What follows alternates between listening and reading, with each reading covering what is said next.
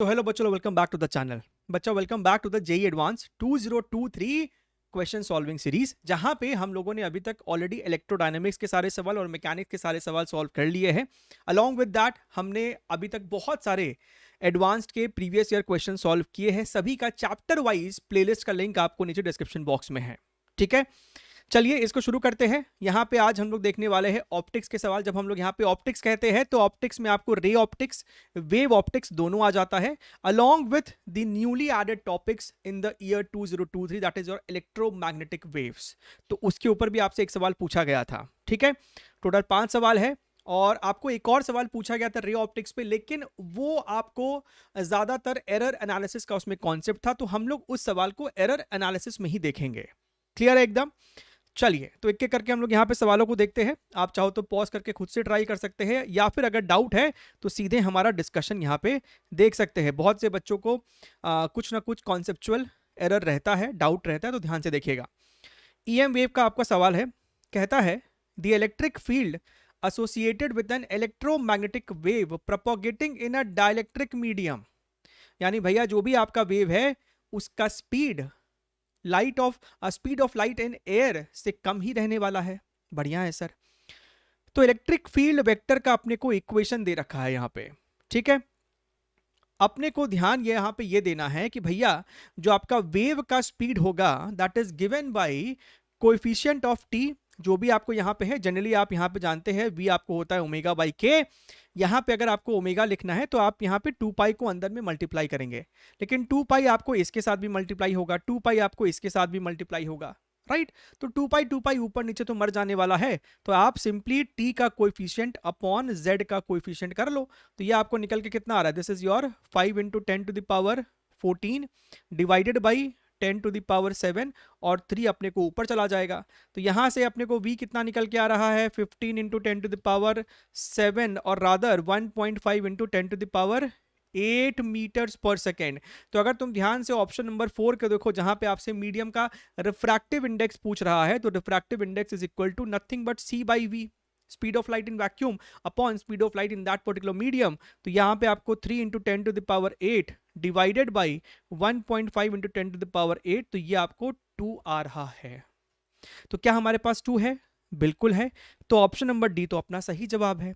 ठीक बात है सर।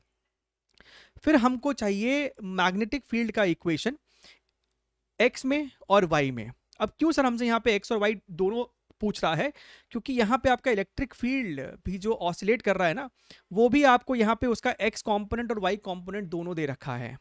देखिए, अगर आपको बिल्कुल कोई कंफ्यूजन नहीं चाहिए तो जो इसका मैथमेटिकल फॉर्मेट है उसको आप आंख बंद करके फॉलो कीजिए, आपसे कोई मिस्टेक नहीं होगा। Sir what do you mean by mathematical format?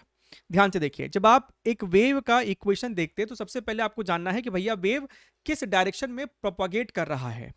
उसके लिए हम लोग यहां पे देखते हैं कि सर यहां पे z लिखा है, एट द सेम टाइम इसका साइन प्लस है और इसका साइन माइनस है, तो अपोजिट साइन है, इसका मतलब पॉजिटिव z एक्सिस में आपको रे प्रोपोगेट कर रहा है। तो अगर हमसे कोई सी कैप पूछेगा, आपको बेसिक अंडरस्टैंडिंग तो होनी चाहिए ना, तो सी कैप का मतलब है कि वेव का डायरेक्शन ऑफ प्रोपोगेशन क्या है, तो हम यहां पे लिखेंगे जेड डायरेक्शन में है, तो आप यहां पे उसको के कैप लिख सकते हैं। ठीक बात है सर। अच्छा, अब सर इलेक्ट्रिक फील्ड किस डायरेक्शन में ऑसिलेट कर रहा है, हमको उसका यूनिट वेक्टर चाहिए। तो उसके लिए क्या करोगे भैया, आपके सामने यहाँ पे ये वेक्टर है, इसको यूनिट वेक्टर में अगर अपने को कन्वर्ट करना है तो हम इसको क्या लिखेंगे, ई कैप की जगह हम यहाँ पे क्या लिखेंगे, इसको अगर यूनिट वेक्टर में कन्वर्ट करना है, एक काम करो, एक्स कैप की जगह आई कैप लिख दो, वाई कैप की जगह जे कैप लिख दो, बात एक ही है। तो sir 2 I cap plus J cap divided by your √5 हो गया ना आपको ये कन्वर्ट यूनिट वेक्टर में। बढ़िया है सर। तो यहां से आपको मैग्नेटिक फील्ड किस डायरेक्शन में है ना, उसका यूनिट वेक्टर आपको निकल के आ जाएगा। और उसके लिए हमारे पास 2 इक्वेशन होता है, एक मैग्नीट्यूड के लिए और एक वेक्टर के लिए। E is equal to C B, इसका इस्तेमाल करते हो जब आपको B का मैग्नीट्यूड चाहिए रहेगा, and C cap is equal to E cap cross B cap. यानी कि अगर हमको हमको तो लेकिन सर बी में इंटरेस्ट है, यानी कि सर हम यहाँ पे लिख सकते हैं, B cap is equal to C cross E cap. तो अगर आप इसका इस्तेमाल करोगे ना तो आपको यहाँ पे बी कैप का वेक्टर निकल के आ जाएगा। तो सर सी कैप हमारे पास यहाँ पे ये रहा के cap cross this is your 2i cap plus J cap divided by your √5। तो अगर तुम ध्यान से देखोगे तो भैया आपका √5 तो ठीक है, √5 आपका नीचे ही निकल के आ जाएगा। के क्रॉस आई आपको होता है जे, तो आपने यहाँ पे लिखा है 2j और के क्रॉस जे आपको हो जाएगा -i। ठीक है, तो हमको सर यहीं से समझ में आ रहा है कि मैग्नेटिक फील्ड एक्स डायरेक्शन में नेगेटिव साइन होगा, वाई डायरेक्शन में पॉजिटिव साइन होगा। तो सर एक्स में नेगेटिव साइन दे रखा है, वाई में पॉजिटिव साइन है, यानी सर साइन वाइज तो मैच कर रहा है। ठीक है, अब हमको चाहिए मैग्नीट्यूड भी। तो सर मैग्नीट्यूड क्या होगा, मैग्नीट्यूड अपने को चाहिए अगर, तो ध्यान से मेरी बात को देखना, B is equal to E/C। ठीक बात है, बढ़िया है सर। तो सर E अपने को E का मैग्नीट्यूड क्या है, ये आपको वेक्टर है तो इसका मैग्नीट्यूड क्या हो जाएगा, 30 आपका बाहर रहेगा, 2i कैप प्लस जे कैप का मैग्नीट्यूड आपको √5 भी होने वाला है। दिस इज योर 30 √5 और यहाँ पे C में है ना speed of light in air मत लिख देना, यही वाला स्पीड इस्तेमाल होगा जो स्पीड उसका मीडियम में है।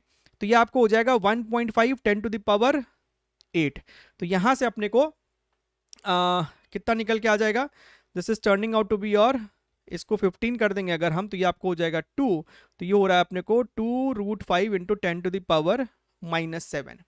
ये सर है हमको B का मैग्नीट्यूड। तो अगर हमें कोई B वेक्टर लिखने के लिए बोलेगा, हमें सिर्फ अगर ये चाहिए B0 वेक्टर बोल दो, राइट, तो वो आपको कितना हो जाएगा, this multiplied by the unit vector. तो ध्यान से देखो ये √5 आपस में मर जाएगा, तो आपके पास 2 × 10⁻⁻7, यहाँ पे आपके पास 2j कैप -i कैप है, इसको खोल दो तो 2 की जगह 4 × 10⁻⁻7 j कैप -2 × 10⁻⁻7 i कैप। तो सर हमको यहाँ पे साफ साफ दिख रहा है कि सर ये मेरा हो गया है bx और सर ये मेरा हो गया है by। तो सर bx वाला तो मैच कर रहा है -2 × 10⁻⁻7, लेकिन by वाला में ना यहाँ पे 2 है जबकि 4 होना चाहिए, तो ये सही है और ये वाला गलत है। क्लियर एकदम। देखिए अंदर वाला जो चीज है ना वो आपको यही वाला रहता है, फेज का जो भी यहाँ पे टर्म है वो चेंज नहीं होता है, सिर्फ अपने को ये वाले चीज में इंपॉर्टेंस था, इंटरेस्ट था। क्लियर है सर एकदम। तो सिंपल मैथमेटिक्स यहाँ पे लगाया, अपना काम खत्म है। अच्छा सर, सी बोलता है the wave is polarised in the XY plane.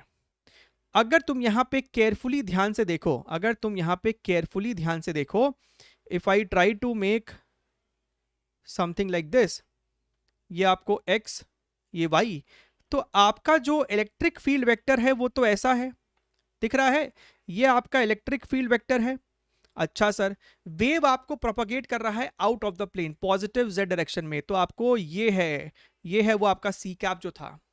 ठीक है, the wave is polarised in the XY plane with polarisation angle 30 degree. सबसे पहले तो यही वाला स्टेटमेंट में गड़बड़ हो जाएगा जनाब, आपको electric field plane of polarisation में, वो प्लेन कौन सा प्लेन होता है, द प्लेन कंटेन्ड बाई आपको जो ये वेलोसिटी वेक्टर है, राइट, जो आपका सी कैप है ना, एंड ये जो आपको इलेक्ट्रिक फील्ड वेक्टर जिस प्लेन में है, राइट, तो ये वाला और ये वाला है ना, तो बाहर के डायरेक्शन में जो आपका यहाँ पे z आ रहा है, इसको और इसको, ये दोनों जिस प्लेन में होगा ना वो हमारा है प्लेन ऑफ पोलराइजेशन, जो कि आपको डेफिनेटली XY तो है ही नहीं, तो आपको ये यहीं से ही खत्म हो जाता है। ऑप्शन नंबर सी आपको उसी वक्त खत्म हो जाने वाला है। तो इस सवाल का जो सही जवाब है वो सिर्फ ऑप्शन नंबर ए और ऑप्शन नंबर डी है। ठीक है बच्चे, इसमें गलती कर सकते हैं, XY प्लेन को वो कभी कभी प्लेन ऑफ पोलराइजेशन समझ लेते हैं, the wave is polarised in the XY plane. ऐसा नहीं है, आपको जो प्लेन हम लोग देखते हैं that is the plane containing the vector C cap and E cap.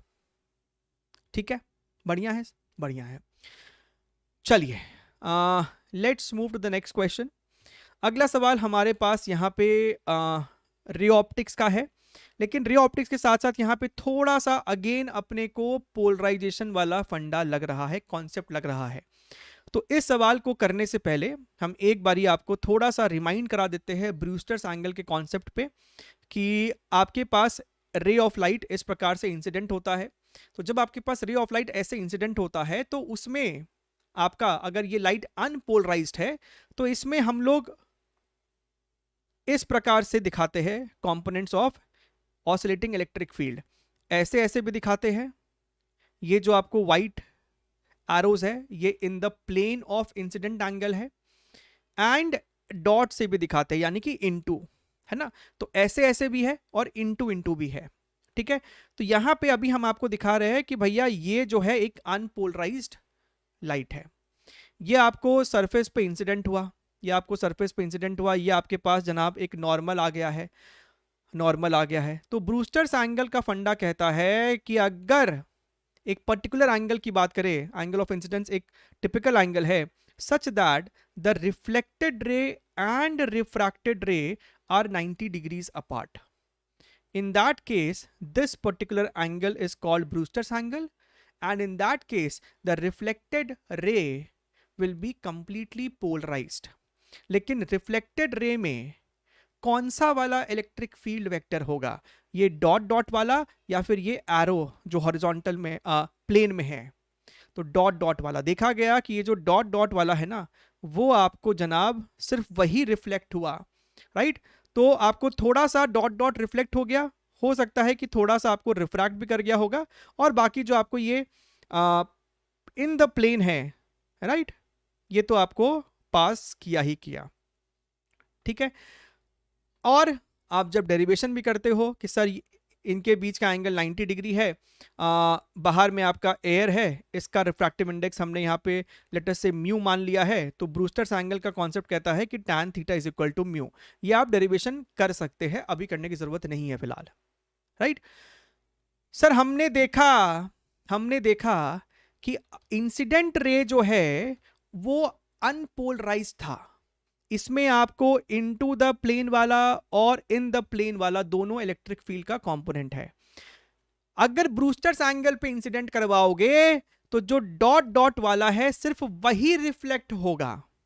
Now come to the question, हमको कहता है कि आपके पास दो प्रकार के लाइट है, एक है ब्लू लाइट और एक है रेड लाइट, और हमको पहले ही क्लियर कर दिया है कि आप जो लाइट का इस्तेमाल कर रहे हैं वो आपको प्लेन पोलराइज्ड लाइट है, वो अनपोलराइज्ड लाइट नहीं है, वो प्लेन पोलराइज्ड है। लेकिन अभी भी हमको ये नहीं पता है कि आपका जो वो प्लेन पोलराइज्ड है वो ऐसा वाला पोलराइजेशन है कि डॉट डॉट वाला है, राइट।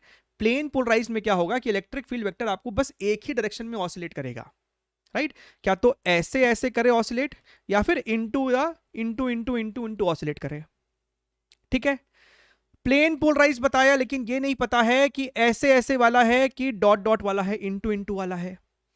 और आगे की कहानी क्या बोलता है, the angle of deviation of the emergent रे is 60 degree in the figure 1। इसमें आपको जो नेट एंगल ऑफ डेविएशन आया वो 60 डिग्री का आया, और दूसरे केस में आपने रेड प्लेन पोलराइज लाइट लिया है, राइट। और इस प्रकार से आपको एंगल ऑफ इंसिडेंस है ताकि इसमें आपको मिनिमम डेविएशन हुआ है 30 डिग्रीज का, ठीक बात है sir. The refractive index of the prism material for blue light is √3, यानी इस केस में आप जो रिफ्रैक्टिव इंडेक्स लोगे वो लोगे आप सर √3। बढ़िया है सर। हमको एक और चीज यहां पे बोला है, a plane polarized blue light is incident on a prism such that there is no reflection from the surface of prism। very very interesting।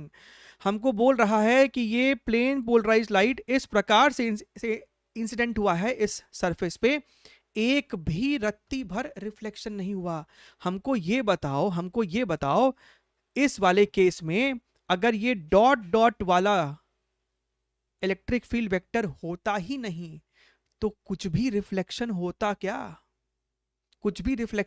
क्या? नहीं।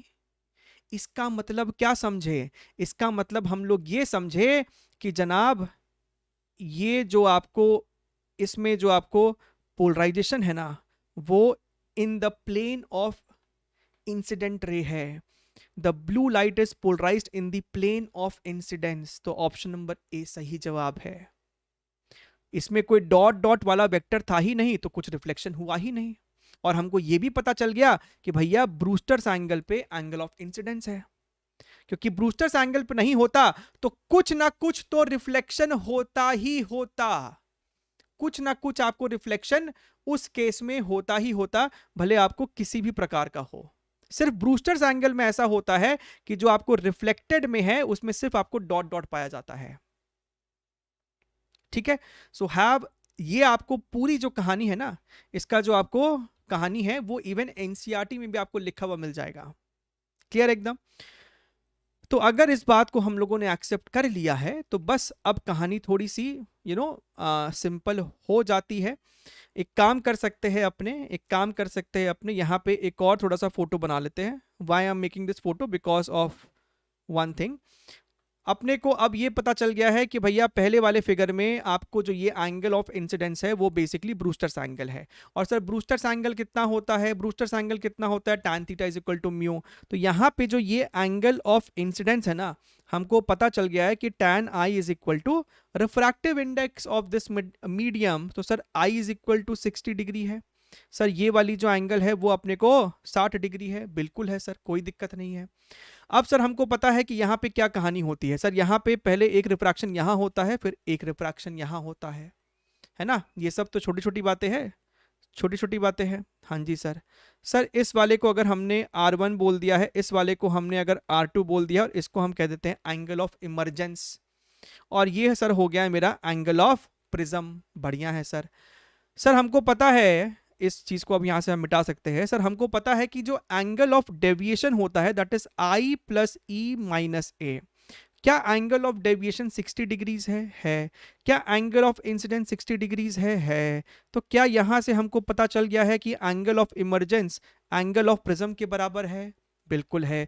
तो इसका इस्तेमाल हम लोग करेंगे इक्वेशन नंबर 1। दूसरा, अगर तुम यहां पे ध्यान से देखो, if you apply Snell's law at this particular point, तो हमको R1 पता चल जाएगा। लगाओ स्नेल्स लॉ। तो क्या लिखोगे? Sine of 60 degree is equal to अंदर का refractive index multiplied by sine of R1। तो सर ये मेरे को हो जाएगा √3/2 is equal to √3 sign R1। बच्चे को दिखना चाहिए ना कि सर √3 मरेगा तो R1 की वैल्यू आ जाएगी 30 डिग्रीज। सर R1 30 है, angle of prism is equal to R1 plus R2। तो A is equal to 30 plus R2, यानी कि sir R2 is equal to A minus 30। बढ़िया है सर। तो सर हमने R2 भी A के टर्म्स में लिख लिया, E को भी A के टर्म्स में लिख लिया, तो क्यों नहीं अब इस वाले पॉइंट पे हम लोग लगा देते हैं स्नेल्स लॉ, ताकि हमको एंगल ऑफ प्रिज्म पता चल जाए। वही तो मेरा लक्ष्य है। तो सर अगर हम यहां पे लिखे √3 into sine of R2, √3 into sine of R2, and R2 is nothing but A minus 30 degrees is equal to, बाहर का रिफ्रैक्टिव इंडेक्स 1 और multiplied by sine E। Sir E की जगह क्या लिखेंगे? A, लिखा A। इसको एक्सपैंड करो, so this is equal to how much? This is equal to your √3। यहां पे आप लिख सकते थे साइन A cos 30 डिग्री का मतलब है √3/2 minus cos A sine 30 degree का मतलब है 1/2। This is equal to your sine A। This is equal to your sine A। अब इसको थोड़ा सा और सिंप्लीफाई करते हैं, √3 को अंदर मल्टीप्लाई कीजिए तो ये आपको बन जाएगा 3/2 साइन A, और ये वाला साइन A आपको लेफ्ट साइड आएगा, तो ये आपको इवेंचुअली हो जाने वाला है sine A/2 is equal to √3 cos A/2। 2 से 2 मर गया, तो sir tan A is equal to √3, तो sir A is equal to 60 degrees. Sir angle of prism 60 degrees, at the same time emergent angle is also 60 degrees. अब ध्यान से देखो, angle of prism 45 degree, गलत, 60 आया जनाब।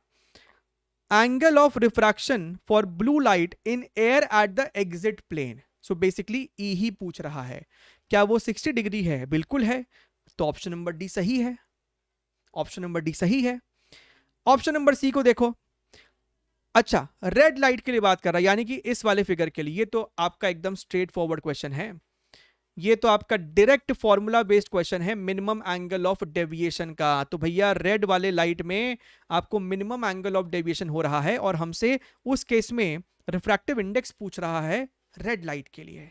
तो जनाब refractive index minimum angle of deviation के केस में होता है sine delta minimum plus A/2 sine A/2। तो खत्म है साइन। डेल्टा मिनिमम है 30 डिग्रीज, 30 प्लस ए है 60 अपॉन 2 अपॉन साइन ए है 60 बाई 2। तो सर ये हो गया sine 45 which is your 1/√2। Sine 60/2 30 degrees है तो ये हो जाएगा 1/2। तो ये इवेंचुअली आपको √2 आ रहा है, यानी ऑप्शन नंबर सी सही है। तो सर इस सवाल का जवाब है ए, सी एंड डी। क्लियर एकदम? तो बहुत बढ़िया क्वेश्चन है। पोलराइजेशन का आपको यहां पे बड़ा ही सटीक इस्तेमाल भी है। ठीक है, ओके, ध्यान से देखिएगा। एक्चुअली ये सवाल जो है ना, ये सवाल आपको basically it is more like a generic question है ना, फिर भी इसको हमने री ऑप्टिक्स में डाल दिया है क्योंकि यहाँ पे शैडो फॉर्मेशन होने वाला है। तो हमसे कहता है कि a person of height 1.6 metre is walking away from a lamp post of height 4 meter along a straight path on the flat ground. The lamp post and the person are always perpendicular to the ground. तो let us make a figure. भैया चित्र बनाए, चित्र बनाए। तो अपने पास इस प्रकार से सिचुएशन है, इसको ले लो लैम्प पोस्ट और इसको ले लो पर्सन। ठीक है, इसको ले लो पर्सन। तो आपका जो लैम्प पोस्ट है ना, उसकी हाइट है अपने को 4 मीटर। ये जो आपका प्राणी है इसका हाइट है 1.6 मीटर। एंड ये जो प्राणी है ना, ये आपको बेसिकली राइट साइड जा रहा है with a velocity of how much, कहाँ लिखा है देखो, वॉकिंग अवे लिखा है, मतलब लैम्प पोस्ट से दूर जा रहा है ये आदमी। ठीक है, इसका स्पीड है 60 सेंटीमीटर्स पर सेकेंड। ठीक बात है सर। सबसे पहले तो ये समझो कि मान लो कि ये प्राणी नहीं चल रहा है तो शैडो कैसे फॉर्म होगा, यानी कि इस पर्सन का जो ये टिप है, हेड है, उसके हेड का शैडो कहां बनेगा। और ये जो लैम्प पोस्ट है इसका सोर्स ऑफ लाइट भी टिप पे ही रहता है। सो बेसिकली आप शैडो कैसे ट्रेस करते हो, यहां से इसके टिप पे स्ट्रेट लाइन ड्रॉ करो, स्ट्रेट लाइन ड्रॉ करो। तो भैया आदमी का जो ये टिप है ना, उसका शैडो यहां पे बनेगा, राइट। अब मान लेते हैं कि आदमी आपको राइट साइड ट्रैवल कर रहा है, किसी मोमेंट पे लैंप से, क्योंकि लैंप देखिए यहां पे एक फिक्स्ड चीज है तो लैंप हमारे लिए रेफरेंस रहेगा। तो लैंप से मान लीजिए इस आदमी की दूरी है x और इसका जो सर है, सर का शैडो यानी कि इस आदमी का जो टिप का शैडो है उसकी दूरी खुद आदमी से मान लीजिए है y। क्यों सर हमने ऐसा किया, क्योंकि हमसे यहां पे पूछा है speed of the tip of the person shadow on the ground with respect to the person itself, right. तो अगर आप यहां पे dx बाई dt किसी कारणवश कर लेते हैं तो वो तो कुछ नहीं ना, ये तो dx बाई dt आपको क्या हो जाएगा, 60 सेंटीमीटर पर सेकेंड ही तो है। किस रेट से x चेंज हो रहा है दैट इज इक्वल टू किस रेट से आदमी आगे जा रहा है। तो ये तो बेसिकली आपको 60 सेंटीमीटर पर सेकेंड है। What is dy by dt, कभी सोचा कि सर dy बाई dt क्या देगा अपने को। dy बाई dt देगा किस रेट से ये जो इसका शैडो का टिप है वो खुद इस पर्सन से चेंज हो रहा है या फिर दूर जा रहा है, व्हाटएवर। वही तो पूछा है with respect to the person itself. तो हमको इस सवाल में ना dy बाई dt ही कैलकुलेट करना है, खत्म, सीधा प्रहार हो जाएगा आंसर पे। फिर क्या ही बात है, सिमिलर ट्रायंगल्स लगाओ। 4 अपॉन एक्स प्लस वाई कर सकते थे ना, 4 upon x plus y equals to 1.6 upon y, 1.6 upon y. अगर ध्यान से देखोगे तो ये सर हो जाएगा 0.4, this is equal to your how much, 0.4x is equal to 0.6y। कर पा रहे हो ना तुम लोग भी ये काम, तो 0.6y यानी कि sir y is equal to 2x by 3, यानी कि सर y का जो डिफरेंशिएशन है dy by dt that is equal to 2/3 dx by dt। Sir 2/3 dx by dt is equal to 60। तो ये सर अपने को निकल के आ रहा है 40 सेंटीमीटर पर सेकेंड। सो काफी स्ट्रेट तरीके से आपका इसका जवाब आ जाएगा। क्लियर है, कोई दिक्कत तो है नहीं सवाल में, है ना। चलिए, रे ऑप्टिक्स का एक टिपिकल सवाल आपसे पूछा गया है जहां पे आपको दो मिरर है और एक लेंस है। एंड लेट अस से मतलब देखते हैं कि इसको कैसे अप्रोच करना था। सवाल में क्या बोला था, एन ऑप्टिकल अरेंजमेंट, ये पेन क्यों नहीं चल रहा है भाई साहब, what happened to the pen? हाँ चल रहा है. An optical arrangement consist of two concave mirror M1 and M2. ठीक बात है, दो आपके पास मिरर है. And a convex lens L with a common principal axis as shown in the figure. तो तीनों का ही प्रिंसिपल एक्सिस हमको सेम दिख रहा है. Focal length of the lens is 10 centimetre. इसका फोकल लेंथ 10 सेंटीमीटर है. The radii of curvature of M1 is 20. तो इसका फोकल लेंथ 10 सेंटीमीटर है. M2 का रेडियस ऑफ कर्वेचर 24 है, तो इसका फोकल लेंथ 12 सेंटीमीटर है. बढ़िया है sir. The distance between L and M2 is 20, जो कि दे रखा है. और ये जो आपको ऑब्जेक्ट है, point object S is placed at the mid point of L and M2. यानी ये जो ऑब्जेक्ट है इसकी दूरी 10 सेंटीमीटर है आपको यहां से और यहां से भी. ठीक बात है. When the distance between L and M1, यानी कि इसके बीच की जो दूरी है n/7 सेंटीमीटर, ठीक है, is n/7 centimetre, one of the images coincides with S itself. The value of n is what? सवाल में वन ऑफ द इमेजेस कहने का सिर्फ इतना ही मीनिंग है, क्योंकि यहां पे आपको मल्टीपल रिफ्रैक्शंस होते ही रहेंगे. तो हम हर इमेज को जो S से पास कर सकता था वो तो नहीं ट्रेस कर पाएंगे हम लोग, उतना समय नहीं है. तो हमसे कहता है कि भैया कोई तो एक इमेज कोइंसाइड कर जाए. उस केस के लिए डिस्टेंस n/7 है, तो n की वैल्यू बता दो. ठीक बात है. अब अगर तुम और यहां पे ध्यान से देखो, हालांकि सवाल में ऐसा बोला नहीं है कि आप पहला रिफ्लेक्शन M2 से ले, लेकिन यहां पे पहला रिफ्लेक्शन आप जब M2 से लेंगे तो आपका केस जो है धीरे धीरे आगे सही तरीके से बढ़ेगा. अगर आपने पहला जो केस है वो लेफ्ट साइड से ही ले लिया है ना, तो आप इस केस में जब आगे बढ़ोगे you will understand, you will realise कि आपको S पे इमेज फॉर्मेशन कराने में मल्टीपल स्टेप्स लग जाएंगे, तब भी शायद हो नहीं पाएगा आपका, है ना. आप इस केस को चाहो तो इंटरप्रेट कर सकते हैं बाद में, राइट.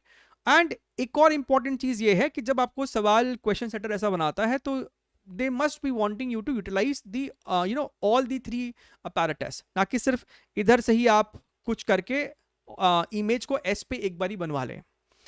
तो अगर हम सबसे पहला रिफ्लेक्शन यहाँ पे M2 से लेते हैं, तो यहाँ पे चलो लिखते हैं M2 के लिए ऑब्जेक्ट डिस्टेंस ये रहा, फोकल लेंथ ये रहा. आई होप आपको साइन कन्वेंशन में दिक्कत नहीं होनी चाहिए.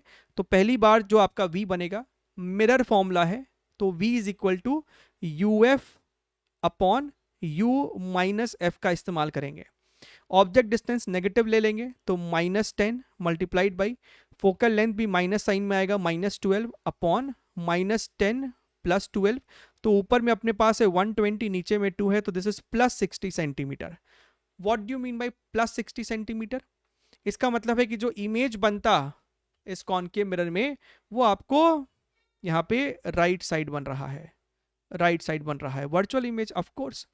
सो लेट अस से कि आपको 60 सेंटीमीटर कहीं यहाँ है, लेट अस से आपको यहाँ है.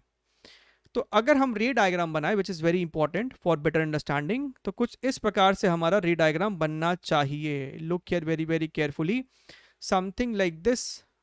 और पीछे रियलिटी में तो कोई आपको रे थोड़े ना है, तो इसको डॉट से दिखाना चाहिए. ठीक बात है. सो यहाँ पे क्या चला, रे ऐसे गई, फिर आपको रे ऐसे रिफ्लेक्ट हुई है यहां से. इस लेंस को क्या लगेगा, इस लेंस को लग रहा है कि ये जो रे है वो यहां से आ रही है, तो इस लेंस के लिए इस पॉइंट की दूरी अब ऑब्जेक्ट डिस्टेंस हो जाएगी, दैट इज 60 + 20. तो लेंस से रिफ्रैक्शन होने के बाद इमेज कहां बना पता करो. तो भैया लेंस है ना, तो V is equal to UF upon U plus F होगा. इस बार रीअरेंज करके देख लो, 1/V minus 1/U is equal to 1/F. अच्छा sir, what is U? Sign convention आप जो फॉलो करते हैं आप उसको फॉलो कर सकते हैं. What the sign convention what we are following कि रे आपको जिस डायरेक्शन से आ रही है वो डायरेक्शन हम लोग नेगेटिव लेते हैं. तो इस लेंस के लिए, अब इस लेंस के रेस्पेक्ट में होगा साइन कन्वेंशन, इस लेंस के लिए ये रे आपको राइट साइड से आ रही है, तो मेरे लिए अब राइट साइड ही नेगेटिव है. तो आपको ये 20 + 60 -80 लिखना पड़ेगा. Focal length of lens in our sign convention is always positive, convex lens is always positive, तो ये आपको +10 होएगा. -80 plus 10, this is equal to your 80/7 centimetre. ठीक बात है। तो भाई साहब एक बार के लिए भूल जाते हैं कि लेफ्ट साइड में कोई M1 कॉनकेव मिरर है। तो अगर यहां पे रिफ्रैक्शन होगा तो आपको रे जो है कहां जाके प्रिंसिपल एक्सिस पे कन्वर्ज करेगी, 80/7 पे। अब यहीं से आपका अलग अलग केस बनना शुरू हो जाता है to get your final result. देखिए एक सबसे सिंपल तरीका यह हो सकता है कि भाई साहब ये जो मिरर है ना, ये देखिए ये बात तो तय है कि यहां से रिफ्रैक्शन के बाद रे आपको 80/7 पे बनेगा। तो हम कह रहे हैं कि 80/7 की दूरी पे ही मिरर को रख दो ताकि रे रिफ्रैक्शन के बाद मिरर के पोल पे जाके टकरा जाए, पोल पे जाके टकरा जाए। हम कह रहे हैं कि इनके बीच का जो दूरी ये n/7 है ना, इस n/7 को इस n/7 को ही 80/7 बोल दो, 80/7 बोल दो। क्यों सर, इससे क्या फायदा मिला हमको? जनाब पोल ही एक ऐसा खास पॉइंट है कि अगर ये एंगल थीटा होगा तो सेम एंगल पे ये आपको रिफ्लेक्ट भी करेगा, सेम एंगल पे ये आपको रिफ्लेक्ट भी करेगा। और अगर ये जनाब आपको सेम एंगल पे रिफ्लेक्ट किया है तो जो कहानी ऊपर है, राइट, सिमेट्री है भैया, जो कहानी ऊपर है सेम टू सेम कहानी नीचे भी फिर चलेगी, सेम टू सेम कहानी आपको फिर नीचे भी चलते हुए आपको ये एस पे जाके इमेज बन जाएगा। अगर ये बात हमने समझ लिया है तो भैया 80/7 should be equal to n/7, तो n की वैल्यू हो गई 80, तो n की वैल्यू 80 हो जाएगी अगर हमने पोल पे रिफ्लेक्शन करवा दिया। तो एक आंसर n का 80 हो सकता था। अब देखो और क्या क्या पॉसिबिलिटी है। फिर हम बोले कि भैया इस मिरर का एक फोकस पॉइंट है, राइट, 10 सेंटीमीटर, तो सर f कहीं यहां पे मान लेते हैं, यानी कि यहां से ये आपको बेसिकली 10 है। हम कह रहे हैं कि भैया after refraction what if it passes through the focus of the concave mirror. देखिए ये जो दूरी है ना, ये दूरी तो सर 80/7 फिक्स्ड है, क्योंकि हमने कैलकुलेट कर लिया है लेंस से रिफ्रैक्शन के बाद 80/7 पे कन्वर्ज करता है प्रिंसिपल एक्सिस पे। लेकिन अगर ये चीज फोकस हुआ, अब जब ये रे आपको आगे मूव करेगी ना, अब जब ये रे आपको आगे मूव करेगी तो इस मिरर को लग रहा है कि ये फोकस से आ रही है, और अगर फोकस से पास करने वाली रे मिरर पे इंसिडेंट हो तो after reflection it becomes parallel. और अगर ये पैरेलल हो गई तो अब ध्यान से देखो, एक कॉन्वेक्स लेंस पे पैरेलल रेस है, तो after refraction it will pass through the focus of the lens. And मजे की बात यह है कि लेंस का फोकस 10 है और सर ये दूरी जो बची हुई है वो भी 10 सेंटीमीटर है। ओहो हो, मतलब sir after refraction it will definitely pass through S. बन गया इमेज दोबारा से एस पे, which means M1 और L के बीच की दूरी कितनी हुई? 10 plus 80/7, 10 plus 80/7, 10 plus 80/7 which is nothing but 150/7. तो 150/7 is equal to n/7 which means n is equal to 150। ये कब हुआ? जब हमने फोकस पे कन्वर्ज कराया। ठीक है, अच्छा और कौन सा केस है सर? देखिए यहाँ पे, look here very very carefully. हमने बोला एक तो सर बड़ा ही टिपिकल सा केस होता है रीट्रेसिबिलिटी वाला केस, वो तो अभी तक आपने टच नहीं करा। भैया इसका फोकल लेंथ 10 सेंटीमीटर है तो इसका सेंटर ऑफ कर्वेचर जो है कहीं यहाँ पे मान लेते हैं, इसका सेंटर ऑफ कर्वेचर है, एंड इसका जो सेंटर ऑफ कर्वेचर है वो कितनी दूरी पे हो जाएगा? 20 सेंटीमीटर पे। और आपको भी पता होना चाहिए, हमको तो पता ही है, आपको भी पता होना चाहिए कि हम लोग कुछ इस प्रकार का M1 और L के बीच में दूरी रखते हैं सो दैट आफ्टर रिफ्रैक्शन ये सेंटर ऑफ कर्वेचर से पास करे, सेंटर ऑफ कर्वेचर से पास करे। कहने का मतलब है कि सर ये दूरी अपने को 80/7 हो, तो मजा ये आ जाएगा कि अगर सेंटर ऑफ कर्वेचर से पास करता है तो after reflection it will retrace, वापस लौट जाएगा उसी पाथ पे। सेंटर ऑफ कर्वेचर से अगर ये पास करके इंसिडेंट हुआ है, सो this is nothing but normal only, तो सर ये तो वापस लौट जाएगा, ऐसे टकराया वापस लौट गया, वापस लौटा, वापस लौटा, वापस लौटा, वापस लौटा, और एस पे जाके मिल गया दोबारा से, कहानी खत्म, खेला खत्म। तो सर 20 प्लस 80/7 कितना हो जाएगा, 140 plus 80, 220/7। This should be equal to n/7, यानी कि सर n की एक और वैल्यू है 220। ये तब आया था जब सेंटर ऑफ कर्वेचर पे हमने उसे कन्वर्ज कराया था after refraction from the lens. Clear है? तो ये 3 पॉसिबल आंसर इवन एडवांस ने आपको अपने फाइनल आंसर की में दिया था, तो आप देख सकते हैं किस किस प्रकार के केसेस यहाँ पे बन सकते थे।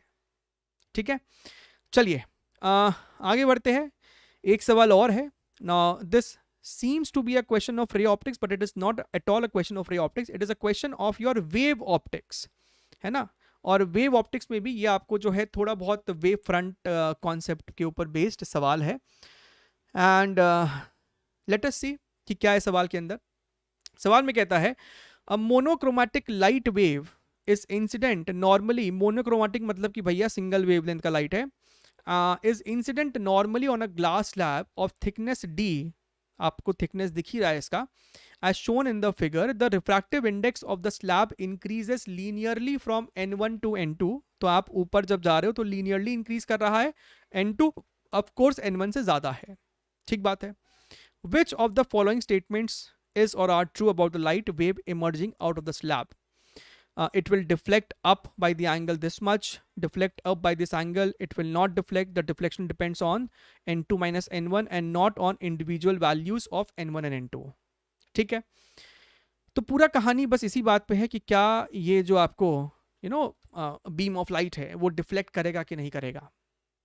बढ़िया है सर। देखिए आपको इस पर्टिकुलर डायग्राम में ही है ना वेव फ्रंट भी बना के दिखाया हुआ है। वेव फ्रंट के परपेंडिकुलर डायरेक्शन में ही आपको वेव प्रोपोगेट करता है, ठीक है। तो ये आपको डायरेक्शन ऑफ इंसिडेंट रे है और इसके परपेंडिकुलर आपको ये जो चीज है ना, आप इसको कह सकते हो इंसिडेंट वेव फ्रंट, ठीक है। अच्छा सर, एक काम करते, थोड़ा सा इसको और बड़ा बनाते हैं, ग्लास स्लैब को है ना थोड़ा सा और यहाँ पे चौड़ा करके बना देते हैं, राइट। बढ़िया है sir, this is your D. अब देखिए यहाँ पे चीज क्या है कि आपने एक यहाँ पे रे पकड़ी है, एक यहाँ पकड़ो, बीच में भी है, ऐसा नहीं कि सिर्फ ऊपर और नीचे ही है, कंटिन्यूअस आपको ये पूरा n1 n2 आप समझ ही गए हो, n1 n2 आप समझ ही गए हो कि सर ये यहाँ पे रिफ्रैक्टिव इंडेक्स जो है मेरा n1 है और यहाँ पे रिफ्रैक्टिव इंडेक्स मेरा n2 है। अब मेरी बात को ध्यान से समझना, speed of light in a medium depends on the refractive index. Refractive index अगर ज़्यादा होगा, रिफ्रैक्टिव इंडेक्स अगर ज़्यादा होगा तो लाइट की स्पीड जो है वो कम हो जाएगी यहाँ पे। तो सर यहाँ पे रिफ्रैक्टिव इंडेक्स ज़्यादा है, यहाँ पे रिफ्रैक्टिव इंडेक्स कम है, तो सर यहाँ पे लाइट जो है वो जल्दी जल्दी ट्रैवल करेगी, यहाँ पे धीरे धीरे ट्रैवल करेगी। यहाँ की स्पीड इसके स्पीड से ज़्यादा है, ठीक बात है सर। तो अगर तुम यहाँ पे थोड़ा ध्यान से देखो, अगर तुम यहाँ पे थोड़ा ध्यान से देखो, after a very small time interval, let us से dt टाइम इंटरवल, अगर ये इतना डिस्टेंस ट्रैवल किया है तो उतने ही टाइम में ये कम डिस्टेंस ट्रैवल किया होगा, ये सर कम डिस्टेंस ट्रैवल किया होगा, उससे तो कम ही डिस्टेंस ट्रैवल किया है। बढ़िया है। अब आप वेव फ्रंट कैसे ड्रॉ करोगे? अब आप वेव फ्रंट कैसे ड्रॉ करोगे? इस पॉइंट और ये पॉइंट, ये दोनों पॉइंट सेम फेज में है, सेम फेज वाले को ही आप आपस में जोड़ देते हैं। तो सर अब आपका वेव फ्रंट ऐसे है, यानी कि सर अब जो आपका रे ऑफ लाइट होगा वो इस वेव फ्रंट के परपेंडिकुलर होगा, तो ये रे आपको थोड़ी सी ऐसे बेंड हुई होगी, या आपको रे थोड़ी सी ऐसी बेंड हुई होगी, ठीक है। फिर यहाँ से dt टाइम देख लो, कुछ dt टाइम बाद ये वेव अगर आपको लेटर से इतना ट्रैवल किया है तो ये छोटा सा ट्रैवल किया होगा। फिर आप यहाँ पे एक और वेव फ्रंट बनाते हैं, आप देखिए कि सर ये थोड़ी सी और बेंड हो गई है, तो सर डिफ्लेक्शन हो रहा है और डिफ्लेक्शन सर अप ही होगा, जो कि यहाँ पे दिख रहा है ना, डिफ्लेक्शन तो होना ही होना है। तो ये ऑप्शन तो आपका ऐसे ही गलत है, option number C. And this is very critical कि आपको डिफ्लेक्शन जो है ना वो अंदर में ही होना शुरू हो गया था, डिफ्लेक्शन आपको मीडियम के अंदर में ही होना शुरू हो गया था। हाँ, ये जरूर है कि आपको अगर ये डी की वैल्यू बहुत छोटी होगी, राइट, अगर ये डी आपको कम होगा तो आपको ऑफ कोर्स ये जो मीडियम के अंदर में डिफ्लेक्शन हो रहा है, it is very very very very small, that deflection is very very small, but the point is deflection has started to take inside itself, है ना। तो अगर हम लोगों को कोई पाथ अंदर में बनाने के लिए बोलेगा, ऑफ कोर्स बहुत जूम कर करके बनाओगे तो थोड़ा सा तो भैया इसको आपको कर्व करके दिखाना ही चाहिए था, थोड़ा सा। I am not saying very very humongous curve, right, because आपको, लेकिन स्टिल आपको कर्व तो दिखाना है, क्योंकि रियलिस्टिक में आपको डी जो है वो छोटा है, स्पीड आपको ज़्यादा है, तो बहुत बहुत कम टाइम में ही आपको बाहर निकल जाने वाली है, तो टाइम उतना मिलना ही नहीं बेंडिंग के लिए, लेकिन बहुत मार्जिन से बेंड तो अंदर में ही होना है, ठीक बात है। ऑफ कोर्स फिर जब ये बाहर निकलेगा तो आपको ये और बेंड हुआ, बढ़िया है सर। तो जो पॉपुलर डायग्राम आपको हर जगह देखने के लिए मिलता होगा वहां पे भी एरर है, स्टिल हम लोग अंदर में भी स्ट्रेट लाइन ही दिखा रहे हैं, but you might have understood कि हम लोग क्यों इसको कर्व दिखाना चाहिए था। डी कम अज्यूम करते हुए हम लोग इसको थोड़ा सा फिलहाल के लिए स्ट्रेट लाइन ही दिखा रहे हैं।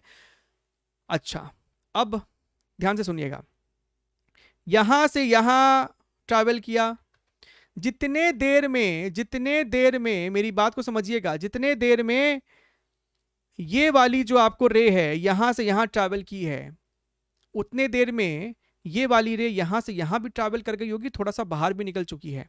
और आपको पता है कि डिफ्लेक्शन भैया निकलते के साथ ही हो जाएगा, बहुत जगह हमें देखने मिलता है यहां ऐसा स्ट्रेट लाइन बना के फिर डिफ्लेक्शन कर रहे हैं, नहीं, डिफ्लेक्शन आपको जनाब बाहर ही हो जाने वाला है। ऑफकोर्स एंगल बहुत छोटा है, ऑफकोर्स एंगल आपको बहुत छोटा है। तो अगर हम यहां पे ध्यान से देखें, इसका फेज और इसका फेज सेम होने वाला है, तो जो आपको ये है वेव फ्रंट ऐसे बनेगा, बढ़िया है sir. Now let us say that this is the angle of deflection, यही तो होगा एंगल ऑफ डिफ्लेक्शन, हम इसी को बोलेंगे एंगल थीटा।